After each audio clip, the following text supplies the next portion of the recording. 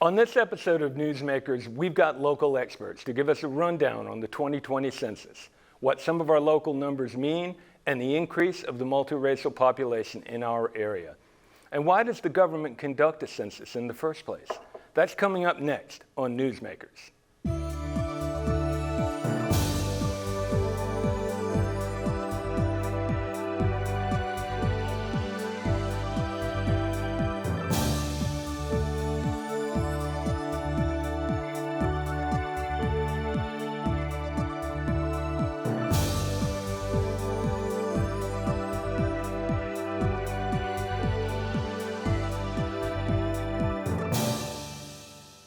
I'm Tom Langhorn, investigative reporter with the Evansville Courier and Press, and welcome to the second episode of NewsMakers, a joint presentation of the Courier and Press and WNIN. Well, we did not get canceled after our first episode. Who'd have thunk it, right? But here we are, ready to roll. Our topic for this program is the 2020 U.S. Census. The high-stakes, once every 10 years census has been called the largest peacetime government project in the country, and its mandate is appropriately vast to count every person living in the country. In its first batches of data, the census told us here in Evansville and Vanderburgh County that, like many other areas of the country, our multiracial population has grown, and our white population is down. Vanderburgh and surrounding counties are more diverse than they were even a decade ago.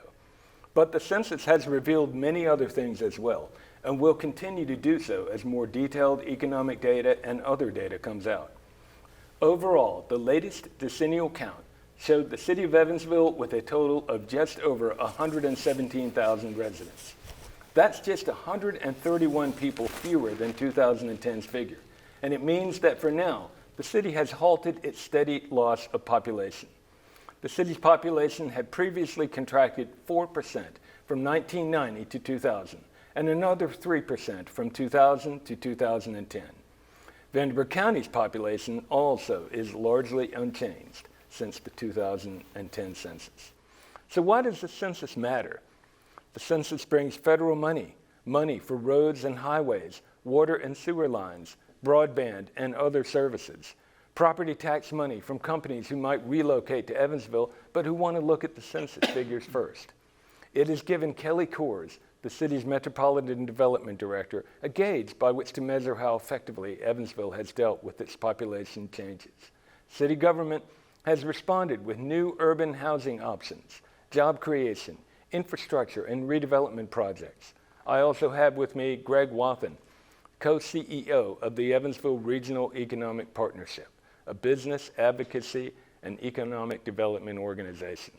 Local census data can have a huge impact on the business community and decisions they make to move here, expand, or contract their businesses. So, gentlemen, thank you for being here. Thank you. Thanks for having us. Greg, tell us about the mandate of your organization. First of all, you're recently formed, is that correct? Recently formed as of April 1st, we merged three legacy organizations, which would be the Southwest Indiana Chamber, the Growth Alliance for Greater Evansville, and the Economic Development Coalition of Southwest Indiana.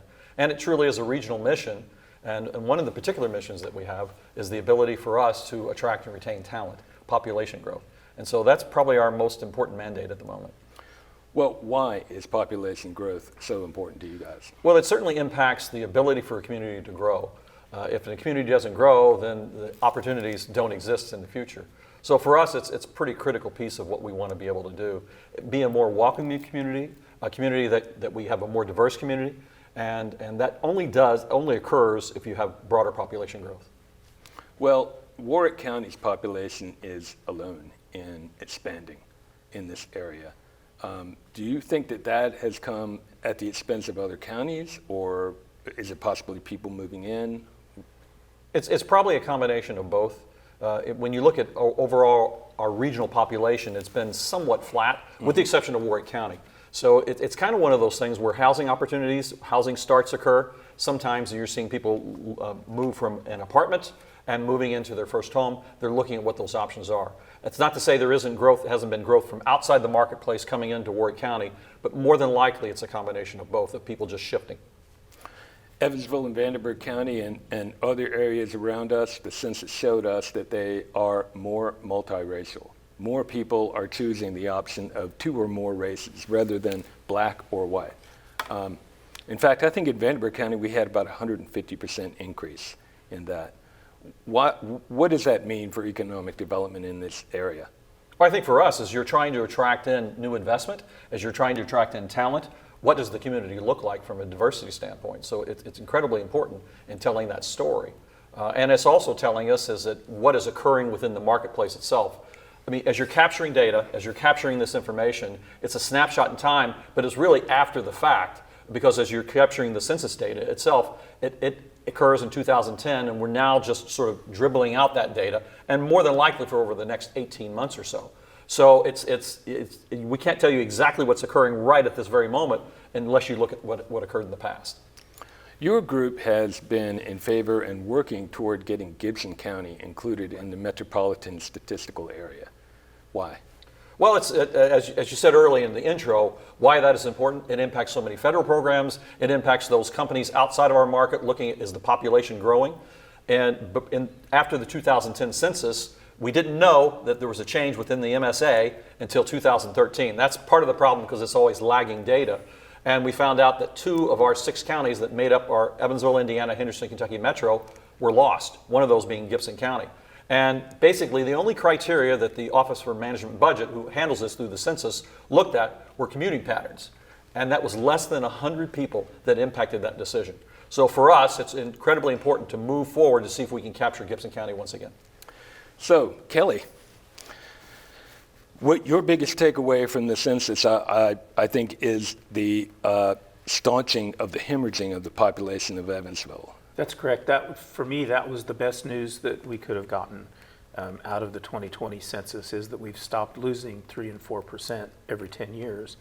If you go back to 1960, the city limit population stood at 143,000.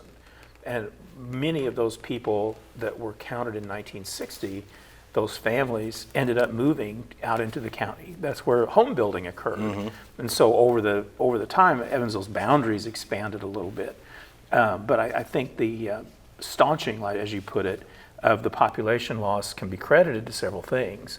It can be credited to the opportunities of new housing that have come to Evansville in the last 10 years.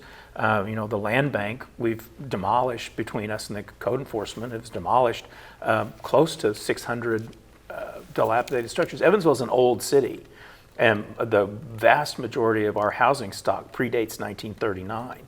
So you have to remove dilapidated, abandoned structures in order to build new things. And so you have housing in the urban core like the post house, market rate housing, but you also have housing opportunities for affordable housing, and that may be credited to some of the growth in the minority population that we've made room for additional opportunities for low to moderate income people to move into the city limits. Well, the land bank started in its first year, I think 2013. The land bank started in 2016. Okay, 2016 Right. with $1.7 million. 1.7 million, right. And then it was $1 million after that, Right. and $1 million for a couple of years, and then it got down to $750,000, and now it's at $250,000. That's correct. The budget contractions due to COVID-19 have reduced a lot of our expenditures. So the land bank is concentrating more on marketing its properties rather than new demolitions. We still own around 300 city lots. So our goal is to market those. We still have to maintain them, have to remove trash and debris from those lots. But I can tell you that the original, in 2013, the blight elimination program started with the state of Indiana, and that's where the initial count of potential demolitions came from. We talked about that 1,800 number. So I can tell you that between the land bank and the blight elimination program and code enforcement, 862 demolitions have occurred since 2014 with all those programs together. So out of that 1,800, you're left with around 940 out of that original 1,800. And I found out yesterday, code enforcement currently has 1,186 open cases, new since 2014. So as a constant number of potential properties to demolish, somewhere between 1,800 and 2,100 would be that constant figure until the vast majority are eventually demolished and removed. So we talked about a constant number. That 1,800 to 2,100 would be a good constant number to work with. Well, what is the prospect that it will ever be meaningfully reduced? Well, eventually you will be able to remove the properties that are demolished. I'll tell you another good number to remember is that on the county's tax sale, the tax sale numbers used to stand every year between 500 and 600 properties where the property owner hasn't paid their taxes for 3 installments. Last year that number was down to roughly 200. And so and that's where the land bank took its first real efforts at demolition, were ones that had fallen off the tax sale that used to be auctioned to new owners every year. So we've removed many, many hundreds of those properties off of the tax sale. Well, the census this time did show us a reduction in vacant housing in Correct. Evansville, 11%. And some of our neighborhoods up to 30% a reduction. Do you think it's reasonable that the 2030 census, by the time we get to that point, might show growth in the city population, and why?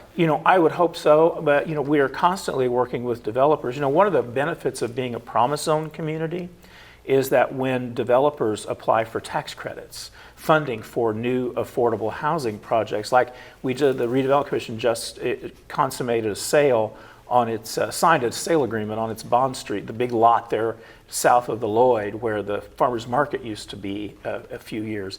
We've just agreed to sell that to a developer for 50 new apartments, affordable. So you bring in these developers that will build new units within the urban core, they get extra points in that competitive tax credit system. So as long as we have that promise zone, and as long as the state recognizes additional incentive points for that, we'll continue to bring in those apartment units. But it's also a beacon for market rate development. The Post House, the builders of the Post House took advantage of several incentives that Greg's group worked on with us. So every apartment, every house that's built in the urban core on a formerly abandoned lot is going to bring in, by definition, new population. But Tom, one of the things that we can do is you're building this brand for Evansville, greater Evansville region. You want to be able to attract and create this environment where people could come in. So the expectation would be by the 2030 census that we would, through our marketing efforts, be able to attract more people in. And as you're talking about housing opportunities, I mean, like it or not, one of the real opportunities here for people to come in and buy a home in this market is it's still affordable. There's so many markets that are being outpriced. You go to Nashville, right, even Indianapolis, you're going to Cincinnati. It's challenging to get a home. Here, it's not so much. The market has driven prices up, but not at the level that you're seeing in these other markets. And so for us, that's a selling point, is being able, especially younger families, younger individuals who maybe thought they couldn't get into the housing market, single family housing market, now they can. But in that 1990 census, a child who was born at the time of that 1990 census is now 31 years old. And so you go to the 2000 census, those are your new young adults that are looking for housing opportunities. And the 20-year-old of 2021 is different than the 21-year-old of 1990. They have different expectations, and that's what all of our development efforts have been, is to address this changing demographic, this more multiracial generation with expectations to live, work, and play in the same place. Their expectation of the suburban house with the patio and the fenced-in yard may be different for a 21-year-old today than it would have been for the 21-year-old in 1990. So I think that's all of our development efforts, the North Main Complete Street, the Convention Hotel downtown, all of the trails and the cycle tracks that we've put in are all designed to, number one, retain young people, but also to attract that new generation of people looking for an urban place to live. Well, Greg, sure, does your organization help minority-owned and women-owned businesses to get up on their feet? So it's certainly one of our principles, and we're moving forward with the new organization to do that very thing.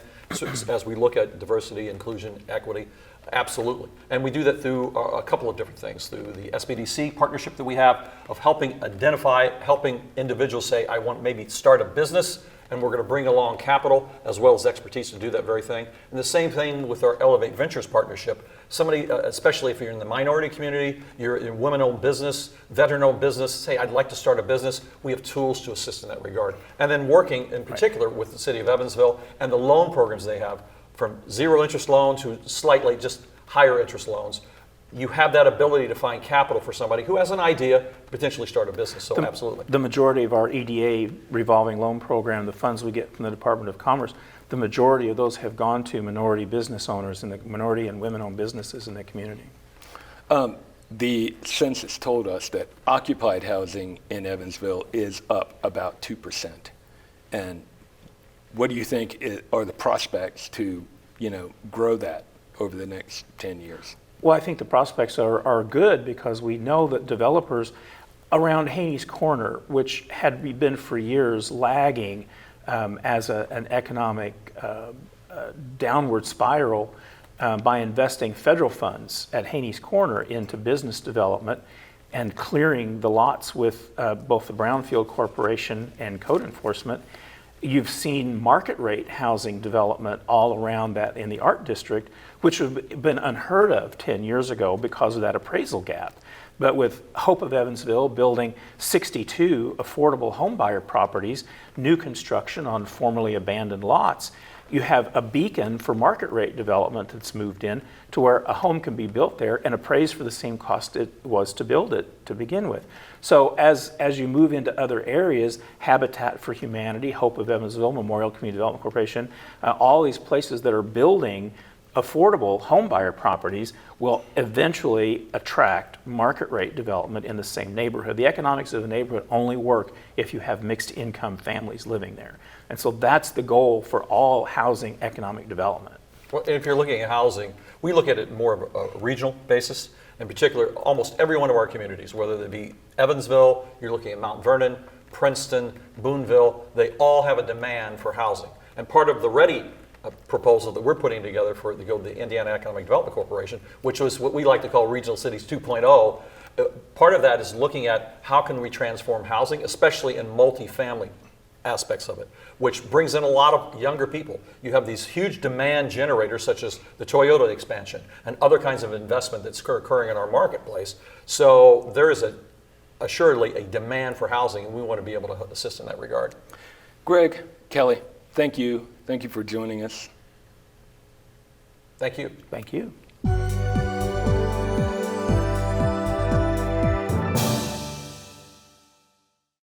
Now we have with us Laura Soderberg, a professor at USI whose research specialty is the intersections between race, childhood, and American ideas about population, and Dr. Rob Shelby, the Chief Diversity Officer at the University of Evansville. Laura, your expertise, part of it is the history of the census, correct? Mm-hmm. Now, I heard that the 1890 census, a bunch of paper got burned up in 1920, and that's probably got to be just one of the many stories of how far we are now from what the census used to be. Absolutely. The census has a long history of shifting to try and capture changes in how the U.S. thinks about race and thinking about how the U.S. has changed as a nation overall. So if you're thinking back in 1790 with the first census, if you're thinking about categories for racialization, it's very much free white, enslaved people, free people of other races.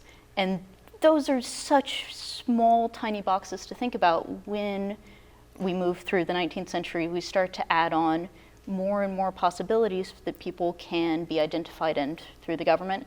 And this has been a good metric for thinking about how the nation has changed and also for thinking about how conceptions of whiteness and of race in general have shifted as well.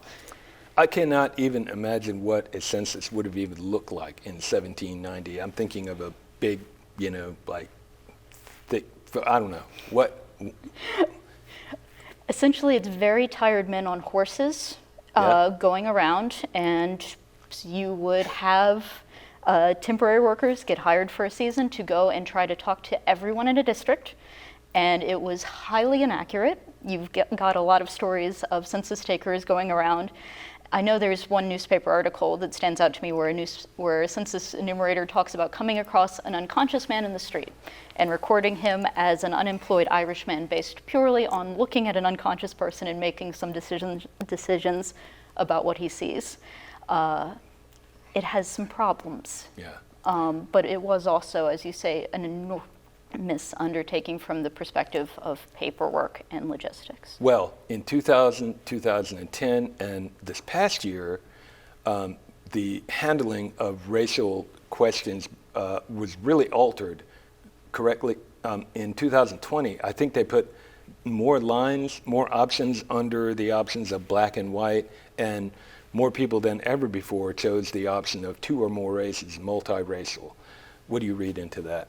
Well, I think racial categorization on government paperwork has always been a blunt instrument, and what the census is doing is trying to capture some more nuance in how people see themselves. So letting someone who is, for instance, North African, they might still choose white, but they would have the option to then specify how they actually see themselves on the line. So I think that level of nuance is terrifically important for making sure that communities are represented, making sure that people get to describe themselves accurately, and making sure that government services go where they're needed.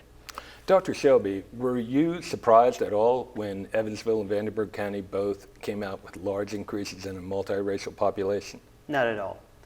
It was exactly what I anticipated, and it's a trend that we're seeing across the country.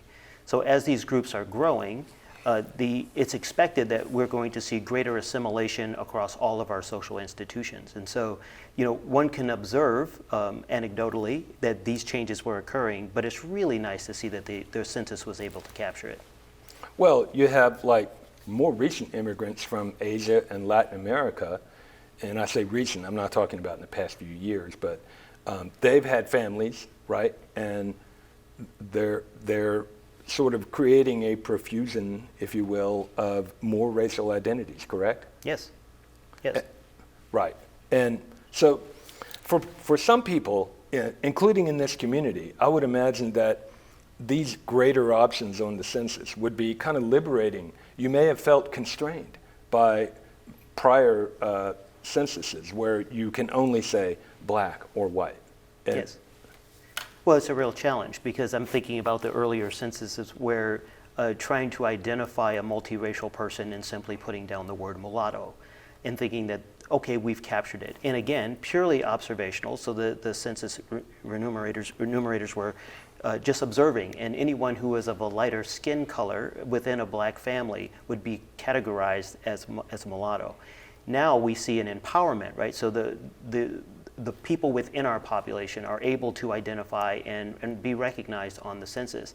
But at the same time, as we've been talking, is that it's created a bit of a challenge as well, because folks are very concerned about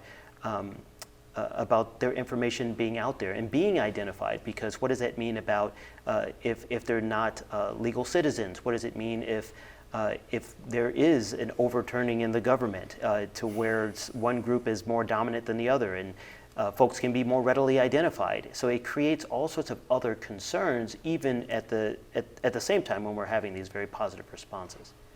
Now, the level of data available in the census is very complex. I believe I don't know if you're able to quite yet know country level data. Do we have that yet? My understanding is partial results have been partial. released, but Okay. not comprehensive yet. So we're going to be able to break racial and national identities down into even larger groups than we can now. What do you foresee maybe happening in the 2030 census? Will we continue to develop the documenting of racial identity? That's a really interesting question, and it's one we were touching on a little bit earlier, because there is this concern that the way that data works is that as you focus on smaller and smaller groups, it means that groups in more marginalized or minoritized positions have less privacy than folks who are in larger groups. So it creates a sort of asymmetry where, someone who might be one of 30 living in a county would have less privacy than someone who is one of 1,000. And so it is a real concern how the 2030 census is going to navigate that balance between representation and surveillance. What do you see in 2030? I think it's going to continue to be pretty challenging. Just thinking about how the OMB really classifies groups to begin with, and that's what the census uses, those definitions. And many institutions of higher education use those exact same classifications. So for example, to think that we can have an ethnic group that's considered Hispanic or Latino from any race, right? So Cubans are racially considered white, Dominicans are racially considered black in the US, and yet both of them are Hispanic. And yet we look at the Asian population, and there isn't that same application that's applied, or that same application. And so it's rather striking where we see the move to be able to be more granular in one area and perhaps not in the other. But at least the 2020 census does show us that there is the attempt to be able to do that. And so I suspect that we'll continue to go in that direction. And it'll be really interesting to see what happens, especially amongst the groups where we've seen a tremendous growth over the past decade. I've been asked by a few people, how do we determine how much of the multiracial growth in that group on the census is actual real diversity, and how much is classification categories by the census and the way they reclassify things? Is that an answer that we can get at? Laura? I'm not confident yet that I can answer that question, because I do think it is a real complication in the data, to the extent that census has recommended not comparing or comparing very rarely between that 2020, 2010, and earlier censuses. So I think there is some measure of real diversity changing. I mean, I think we can see that from other informational sources, but there's also been speculation that more people are starting to get interested in things like DNA testing, which might cause them to self-identify as multiracial in the context of the census in a way that they don't identify as multiracial in other contexts. And so there's a question of what that information is really telling us on a practical basis. Dr. Shelby, we have 30 seconds. What is your answer to that question? Well, I think it's going to prove to be challenging. And so whenever resources are tied to the census, as they are now, to follow up, to see those that continue to grow, there's going to be other incentives to be able to identify for one group or another. And so in our society, we force people to choose, especially if they're multiracial. So that'll be another interesting development as we move forward. Dr. Soderberg, Dr. Shelby, thank you for joining us. Thanks to all of our guests for joining us this week to talk about the local implications of the census. We'll return in 2 weeks to discuss the housing market. It's been super hot, but how long will that last? Thanks for watching NewsMakers, presented by WNIN and the Evansville Courier and Press.